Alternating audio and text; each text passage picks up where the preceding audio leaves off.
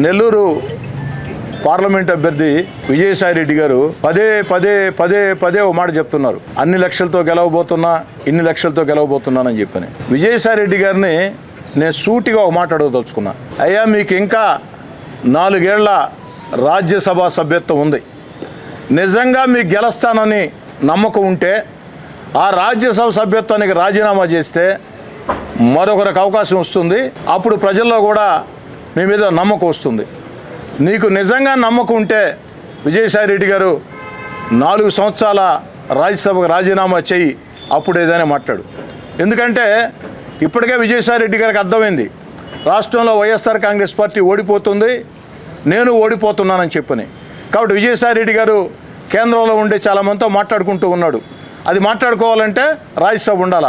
నాకు రాజ్యసభ ఉంది కాబట్టి అన్ని రకాల సహకరిస్తాను కాబట్టి నా జోలికి రావద్దని కేంద్రంలో ఉండే